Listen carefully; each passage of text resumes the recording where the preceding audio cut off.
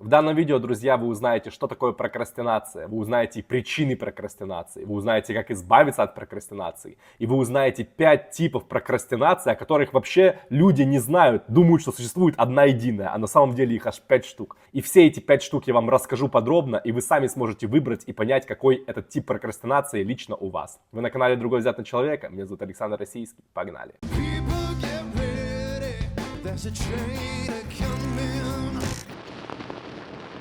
Прокрастинация, что это такое? В двух словах. Это откладывание. Это откладывание важного для тебя дела, когда ты готов делать все, что угодно, но только не это. И надо сразу же развеять мифы, что прокрастинация не имеет ничего общего ни с ленью, ни с отсутствием дисциплины. Почему я так утверждаю? Потому что если бы я тебя позвал в гости и сказал, приходи ко мне, тут поболтаем, девчонки, поиграем, кайфанем, нормально все будет, то ты бы без всяких отлагательств здесь бы уже был моментально. То есть это означает то, что прокрастинация прокрадывается только туда, где есть некая обязаловка, где не по кайфу, а надо, важно. То есть там, где ты хочешь и где не важно, там прокрастинации нету. Допустим, чтобы записывать это видео, у меня тоже прокрастинации нету, потому что у меня внутри появилось желание, появилась творческая задумка, я сел это и воплотил. Но если, например, у меня есть какие-то висят задания по типу завершить книгу, а у меня к этой книге сейчас душа не лежит, и мне, допустим, агентство говорит, издательство говорит, надо, Александр, сделать, надо доделать, то вот у меня как раз начнется таки прокрастинация. То есть я буду находить 1000 причин, мне нужно на спорт, я сегодня устал, пойду схожу на массаж, но я не смогу подойти к этой книге. То есть не работает вот эта вот принудиловка. Но это я сказал, такой базис, фундамент, то, что в принципе, наверное, каждый в глубине себя понимает о прокрастинации. Но сейчас мы будем говорить о более глубоких вещах. Мы будем говорить о 5 типов прокрастинации, которые абсолютно разрознены, абсолютно не имеют друг с другом ничего общего, но при этом, когда в мире психологи и обычные люди называют это все одним единым прокрастинацией, как будто бы у этого есть одна причина, а на самом деле их 5. 5 причин, 5 видов. Вот сейчас об этом и поговорим. И первая причина, это вообще прикинь, неожиданно, это твой помощник. То есть это защита от сбитых ориентиров. То есть мы сейчас живем в 21 веке, когда постоянно идет какое-то навязывание и сравнение. Ты в ленте неосознанно сидишь, смотришь, о, красивая девушка, о, парень с красивой девушкой, о, у этого типа Феррари, о, у этого вертолет. И ты подсознательно, даже если не сравнивая, наш мозг так устроен, что когда он видит что-то другое, он автоматически накладывает некоторый фильтр на себя и сравнивает тебя и это все. И ты, может быть, даже сознательно да нет, мне это не надо, мне это не интересует, но подсознательно мозг такой говорит, слушай, а как он это сделал, а как он поднялся, я тоже так хочу. И бац, чувак в конце говорит, допустим, для этого надо торговать криптовалютой на трейдерском рынке, например. И ты такой ну да, надо попробовать, что я тут сижу, непонятная работа, 30 000 рублей, давай-ка попробую. И начинаешь, гнаться в тот мир, даже, может быть, трейдерство, это все, это совсем уже дичь какое-то, полумошенничество. Но если мы говорим о каких-то ориентирах, которые он закидывает, например, бизнес, давай бизнес с Китаем. И ты такой, ну да, классно, сейчас возьму фургон просто из Китая, привезу в Россию, растаможу, продам в 3 раза. Все замечательно, то есть все, бабки, уже в голове бабки, в глазах бабки. Но дело в том, что даже если этот человек не обманывает тебя, то у него вся его внутренняя сущность, все его характеристики, они все построены на то, чтобы он был успешен в этой купле-продаже с Китаем. А ты, например, условно говоря, создан вообще для фотографии, понимаешь? Просто ты себя не можешь проявить, найти в этом мире, ты не можешь стать пока что фотографом, но тебе нужны бабки. И ты насмотрелся в соцсетях, и чувак тебе говорит, давай с Китаем работай. И ты идешь туда и начинаешь влазить в эту всю херню. И когда ты начинаешь туда влазить, посередине проекта твоя чуйка начинает осознавать, что это полная подстава, что тебя кинули, развели. Но ты уже слишком много вложил туда ресурсов, слишком много уже вложил сил, времени. И получается, сознательная твоя часть начинает врать себе и говорит, да нет, надо делать, давай доделываем. А внутри твой уже организм говорит, не, чувак, нас развели, мы попали. И в этой битве между сознательным и бессознательным протестом появляется это самое откладывание, прокрастинация. То есть в данном случае прокрастинация это твой помощник и защитник, и оно право, потому что ты пошел не по тому пути. То есть это первая причина. А бывает с точностью наоборот. То есть, когда это истина, твой путь, когда ты его нашел. Но когда ты начинаешь допускать другую ошибку, то есть ты находишься, допустим, в начале пути, в точке А, и в этой точке А ты абсолютно сейчас никто, ты даже не можешь найти ни одного заказа, ничего. А ты начинаешь как бы думать о точке Б, которая находится вот здесь, вот сильно выше, сильно дальше, в которой у тебя, например, своя фотостудия и агентство. И вот ты как бы живешь вот в этом нереализме. То есть ты, находясь физически в уровне развития, финансовом, в связях и так далее, все на уровне А, начинаешь брать ношу не по себе и размышлять, а как я тут сделаю, а как это будет, а как мы здесь. И то есть ты начинаешь, вот тут вот ты еще не прокачанный, у тебя не хватает мышц, ментальных, вот этих всех мышц внутри себя, всех этих психологических качеств, всего-всего. Тебе не хватает, а ты накидываешь. И тебя просто парализует по той причине, что твоя текущая версия, то есть тот, кто ты сейчас, он просто это не может ни решить, ни знать. То есть это какая-то ошибка логики, когда ты живешь не здесь и сейчас, а уходишь куда-то немножко вперед и там начинаешь просто тонуть. Условно говоря, на своем примере, как это у меня было. Я писал книгу, и мне нужно было на первом этапе хотя бы просто ее качественно написать, закончить, чтобы было все круто. А я еще не закончив эту книгу, будучи где-то на середине, начал уже думать, так, а вот я сейчас напишу книгу. А как дальше я ее буду реализовывать? А как, что мне, открывать склад какой-то? А как я ее напечатать? А где? А какая это бумага будет? А как что? А с издательством? А какие нужны документы? А разрешения? Они уберут ли? И вот это вот миллион вопросов я накидал настолько, что у меня просто отрубило даже творчество. И первую книгу, которую я писал, вот «Другой взгляд на человека», которая получилась супер успешной, и все вопросы я решил в дальнейшем. Но она застряла примерно минимум на полгода, именно по причине того, что я попал в эту искусственную прокрастинацию, когда нагрузил себя. А как нужно было делать и как в итоге я сделал? Просто пишешь и идешь. Вот сегодняшним днем пишешь, вообще не задумываясь, сколько будет страниц, не задумываясь вообще, что, где, как. Ты в потоке, в моменте, в творчестве, просто делаешь в кайф всегда. Если у тебя есть возможность найти какого-то второго человека, у которого качества будут сильные, те, которых у тебя нет, это будет просто замечательно. Например, ты пишешь как творческий человек, а этот человек как некий администратор, который будет связываться, договариваться и так далее. То есть этот тандем, это восхитительно. Если этого тандема нет, то ты даже не думаешь о том, что будет после, как реализовывать, как продавать и так далее. Ты в моменте делаешь сейчас один шаг, сейчас просто то, что в кайф, то, что пишешь. Все, это единственный способ защиты от того, чтобы не попасть в этот капкан. То есть, допустим, если ты какой-то фотограф, то сперва-наперво тебе нужно просто нафоткать хотя бы даже где-то бесплатно людей для своего портфолио. Как минимум иметь материал. После этого вторым уже шагом тебе нужно уже идти куда-то в соцсети, открывать эти соцсети, открывать какой-то официальный сайт и потихоньку дальше, там, третьим шагом уже где-то может быть рекламу и четвертым, пятым, шестым по очереди. Не сразу же туда в седьмой шаг, и ты просто понимаешь, что ты никто никак не знаешь, и у тебя руки опускаются. То есть вот такую ошибку, ребята, вы допускаете. Вы идете сильно-сильно вперед. Третья причина, она где-то близка вот с этой второй. То есть как получается? Ты находишь действительно что-то свое. То есть ты горишь этим всем. Ты этим проектом начинаешь просто гореть, открыть какое-то свое дело, бизнес или что-то. Ты начинаешь как не в себя изучать это все, читать, договариваться, искать. То есть у тебя просто вот такой вот взлет. Ты в течение месяца каждый день этому посвящаешь. Все изучаешь, встречаешься, ищешь, все. Начинаешь идти по такому темпу, что где-то даже внутри себя начинаешь верить, что сейчас все получится. И затем вдруг, спустя там месяц-другой, ты доходишь до какой-то определенной середины точки, и тебя как обестачивает. Вы называете это в жизни выгораешь, то есть у тебя опускаются руки, ты не можешь себя заставить, у тебя фокус внимания уходит, тебе нужно куда-то пойти, изучить или встретиться, а у тебя просто вот не получается даже внутри себя как бы заставить. И кто-то начинает так и перескакивать потом на вторую цель, на третью, на четвертую, и всю жизнь скачет вот так вот по месяцу, как дурачок, не имея ничего, никаких вообще от этого ни выхлопов, ни денег, ничего. А кто-то, получается, просто, условно говоря, спотыкается, и вот эту мысль в голове держит, и может так в течение года-два быть на месте и обдумывать. И даже очень часто бывает такое, что потом этот же человек, прикинь, смотрит где-то или слышит, что вот эту идею все-таки реализовали,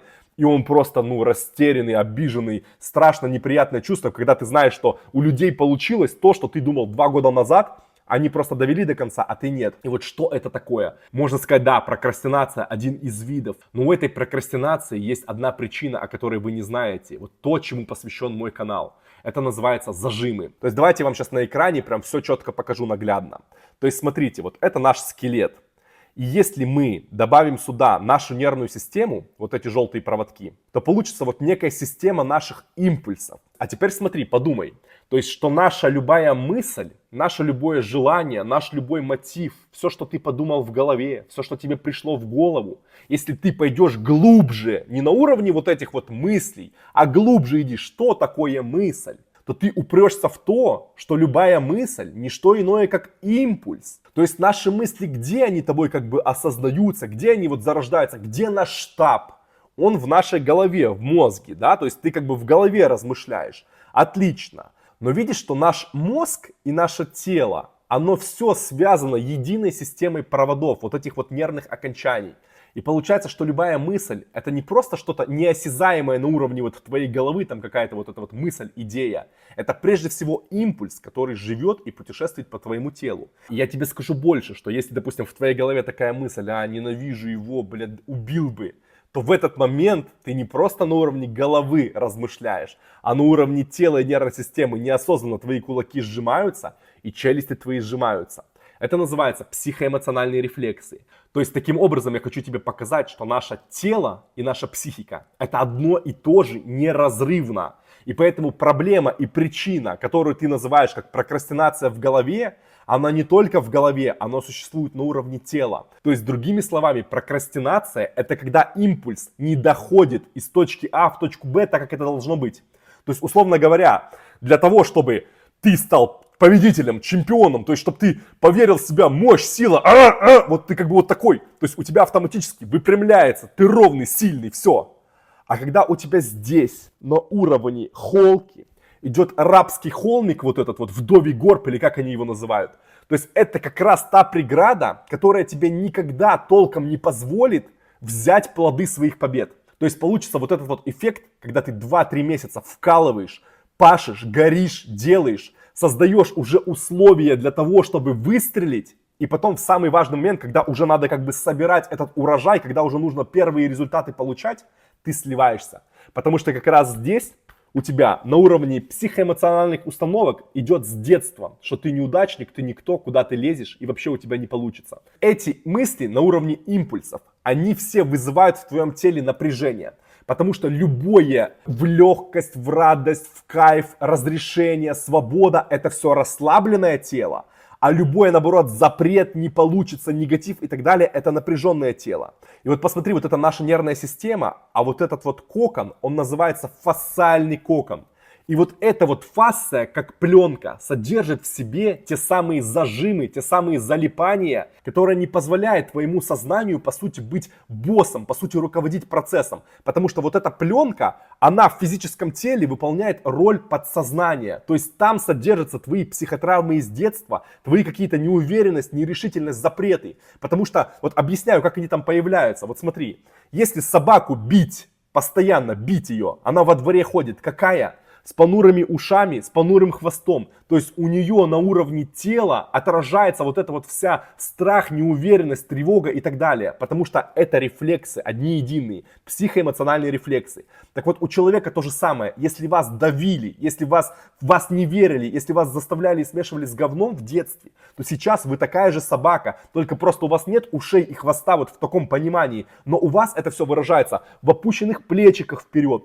Сжатые вот в этом месте, это область личности. Вот в этом месте тебя пережимает.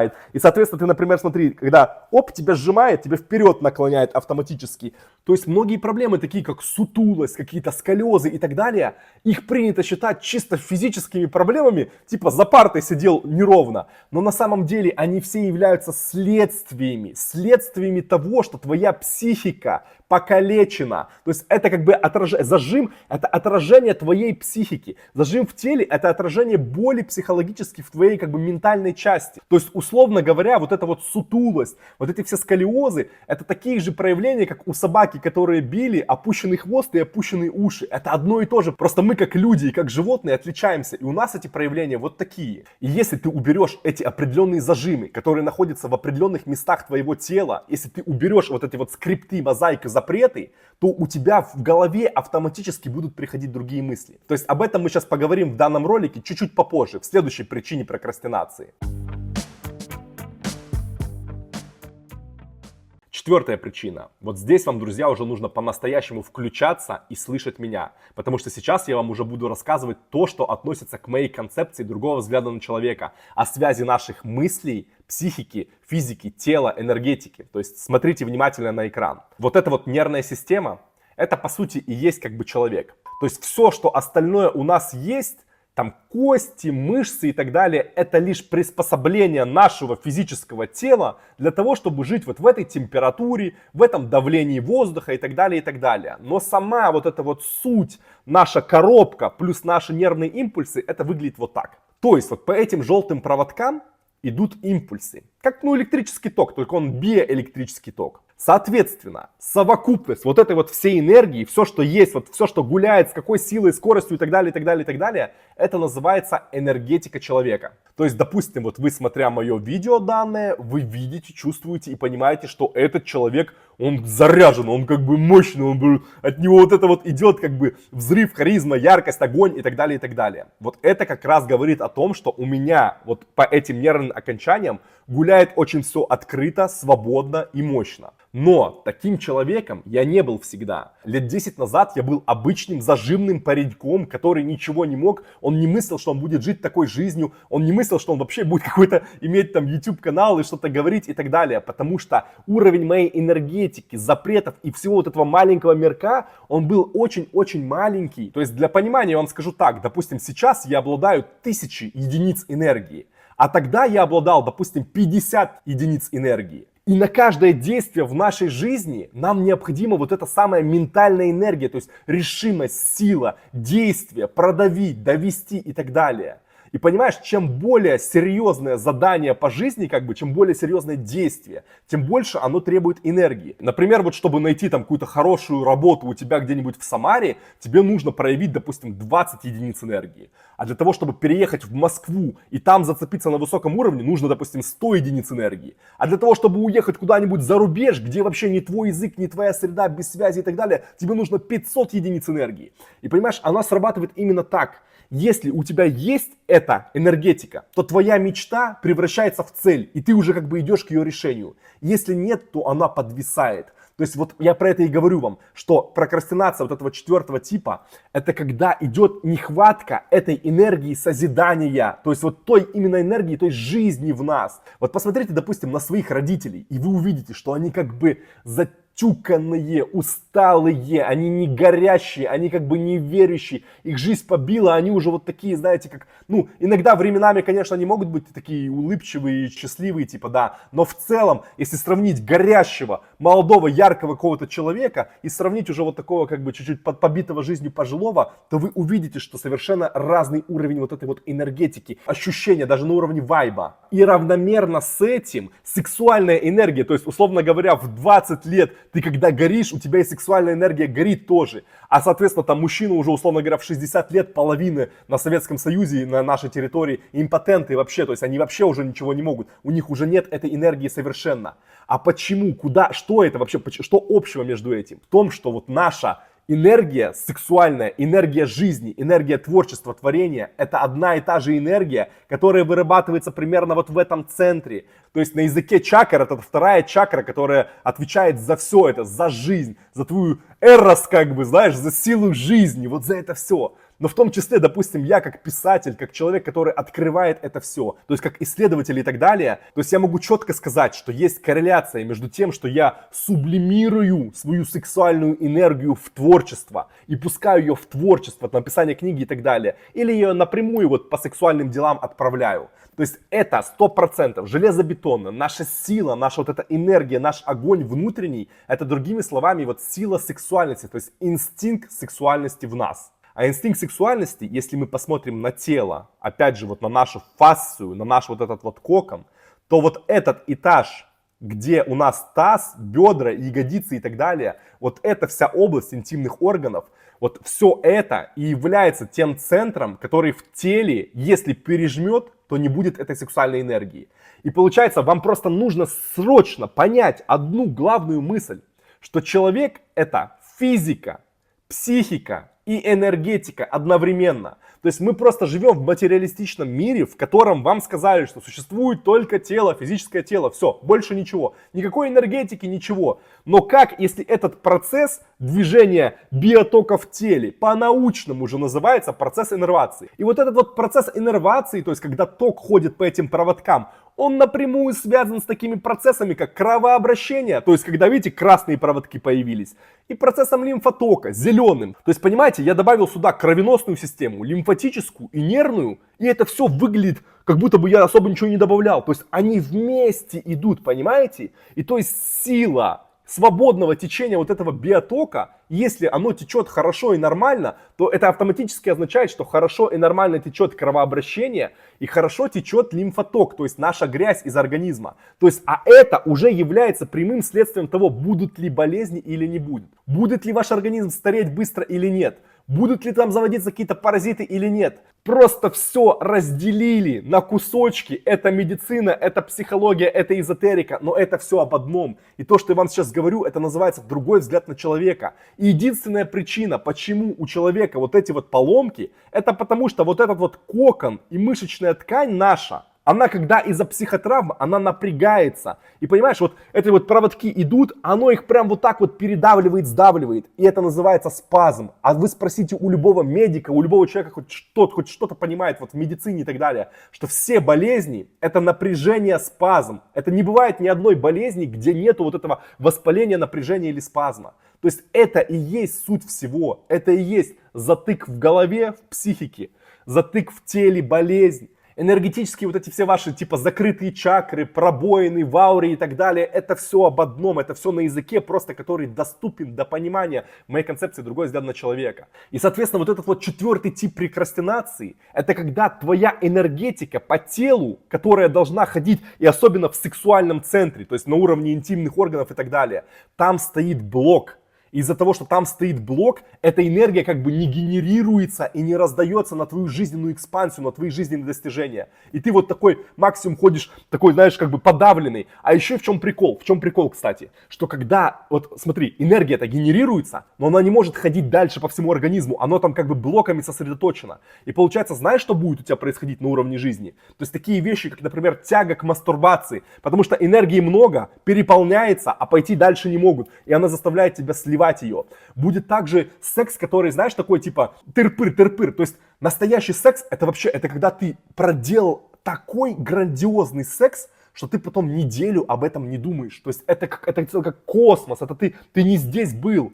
А получается в социуме секс вот такой просто накидали друг другу, разошлись и вечером опять хотят кидать, потому что это равносильно тому, что вы по крошкам поели. То есть вы не наедаетесь, потому что задача секса это вот энергетическое слияние и гармонизация двух полей. А когда получается все заблокировано, никакой гармонизации не происходит. И получается вот это по чуть-чуть, по кусочку. То есть все на самом деле вообще по-другому. Это интересный новый мир. Это вот не просто прокрастинацию вы сейчас узнали и понимаете. Вы видите вообще по-другому, как это все работает. Здесь же и отношения, здесь же и секс, здесь же и деньги. Это все об одном. Ребята, у меня вот на канале есть все эти ролики. Просто смотрите, вот про сексуальность недавно был обалденный, сумасшедший ролик. Про обиду на мать и деньги недавно, сумасшедший ролик. Вы просто посмотрите, это все об этом подробно говорится, как эти связи в теле срабатывают, как они срабатывают в психике и так далее, и так далее. Также вот смотрите, у меня есть вообще бесплатный курс, где уже непосредственно вы на практике можете это все попробовать. То есть он состоит из 3 занятий часовых.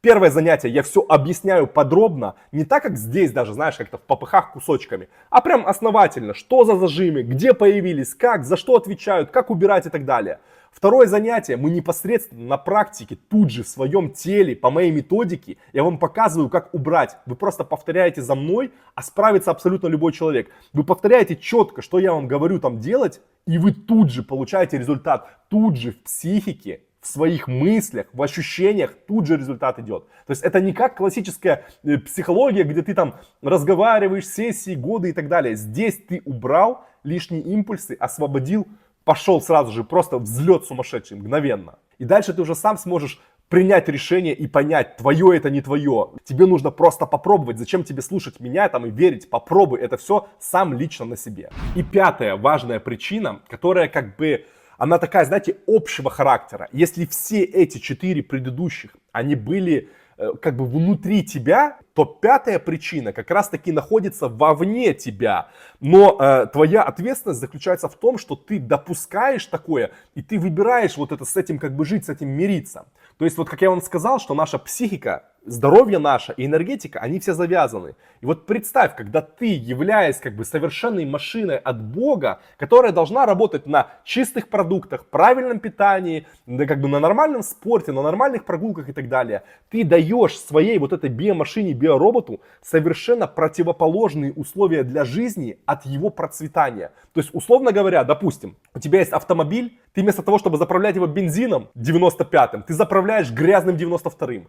Ты ее никогда не моешь. Ты ее по каким-то ямам там в каком-то селе подвеску просто разносишь в хлам. Ты там возишь поросенка себе какой-то в багажнике, хотя он вообще не грузовой и нахрен там не должно быть таких поросят. Ты там ее чуть ли не утопил где-то в речке. И что, как эта машина будет работать по сравнению с человеком, который заботится об этой машине? Так вот, твой организм, твое тело, это и есть твоя машина. И когда ты ее заправляешь всем этим говном, когда ты постоянно мастурбируешь, когда ты делаешь какие-то переборы алкоголя и так далее, о каких больших целях и экспансии ты говоришь? То есть, чтобы достичь всего этого, априори нужно отказаться там уже от курения, от всего-всего-всего. Это уже даже не обсуждается. То есть помимо этого нужны еще высшие ступени, высшие решения, чтобы реально в этой жизни что-то достичь огромного. То есть я когда был, мне там было 22 года, и я был никем, то чем я отличался в том числе от нынешней своей версии? Что раньше я и пил, и курил, и употреблял херню всякую, и жрал всякое говно, и вообще никак не следил, не уважал ни сон, ничего не уважал вот в своем организме. И за это я расплачивался вот той обесточенностью, отсутствием, если нету здоровья как бы в теле, то не будет и никаких мыслей, и решительности и так далее. И это очень важно, но это половина причины. А вторая половина причины вовне, которая тебя, это про окружение. То есть, если само окружение тебя не подталкивает вперед, а наоборот тащит вниз, как раки в тазике, то ты пропал. Потому что невозможно биться вот нон-стоп против всего мира. Тебе нужны союзники. Ты не можешь выжить в мире, в котором у тебя только одни враги. Потому что они обесточат, предадут, заберут всю твою энергию. Поэтому тебе нужно найти то место на этой планете, которое тебе дает эту гармонию. То есть это может быть твоя страна, это может быть переезд в другую страну. Это окружение, которое с тобой солидарно и которое говорит, по крайней мере, ты молодец, у тебя все получится. Пусть даже не помогая, но пусть хотя бы на словах веря, чем нежели ты живешь, типа вот в этой родне, в друзьях, там, детстве и так далее, которые то смеются, то не понимают, то думают, что ты какой-то шизик, то думают, что с тобой не то. Это все мы проходили, это мы все знаем. Они, знаете, как переобуваются очень быстро и легко. В тот момент, когда ты достигаешь успеха, в тот момент, когда ты начинаешь работать со звездами, когда у тебя появляется книга, когда у тебя появляются деньги, когда ты живешь уже как миллионер, они тогда начинают понимать, о, наверное, Александр что-то делал правильно, раз у него так получилось. Но в тот момент, когда ты был там, ты получишь только провокации, унижение, стебание и так далее, и так далее, и так далее. Поэтому найди хотя бы одного себе союзника и с ним по жизни как бы плыви. Это тебе очень сильно поможет по жизни, и это очень-очень для тебя будет важно. Поэтому, друзья, я думаю, вы увидели немножечко другой взгляд на человека, другой ракурс, как по-другому может быть. Идите в этот канал, идите посмотрите эти видео, углубитесь, потому что это не просто какой-то, знаете, там тренд ежесекундный. Я об этом говорю уже 7 лет, и я уверяю вас, я вам клянусь, что за этим будущее. То есть это точно так же, как какой-то человек вам 15 лет назад бы говорил, что биткоин будет весить очень много, и вы бы его не слушали, и были бы неправы, потому что сейчас он весит очень много. Я вам это говорю, потому что я видел сотни преображений волшебных. Я знаю, что эти преображения невозможны бы были по-другому. За такой короткий срок, за 2 недели люди так просто не меняются. Посмотрите, у меня сотни этих примеров, у меня десятки этих видеоотзывов. тысячи просто текстовых отзывов. Это уже целый факт, это уже пласт, это просто, ну, как бы мир еще он очень медленный, и он пока к этому дойдет, пройдет там 15-20 лет, которых у вас нету. А вы сейчас уже хотите, и вам нужно сейчас менять свою жизнь. Вы как минимум для себя просто откроете карту мира, что вообще так бывает, что вот такая вот есть глубина и так далее. Это многого стоит, как бы держать руку на пульсе в этом мире. Также у меня есть интересная вот такая как бы рубрика в моем телеграм-канале. Я там практически ежедневно отвечаю на интересные вопросы. И там тоже есть что почерпнуть. Это очень ценно от человека, который прошел определенный путь и у него получилось. Это очень важно почитать. Это также бесплатно, это также вам доступно. Тем более, что мини-курс, это все равно вам нужно в телеграм-канал и вот здесь вот изменить жизнь. Нажимаете, все смотрите. И комментарии оставляйте, какие ролики еще вам интересны. Потому что, например, вот про прокрастинацию именно в комментариях вычитал, что вы хотите эту тему и поэтому сделал этот ролик. Поэтому реально это вы участвуете, вы как бы наряду вместе со мной являетесь соуправляющими этого канала. Что хотите вы, то буду думать я и дальше это воплощать. Будьте здоровы, берегите себя. Пока.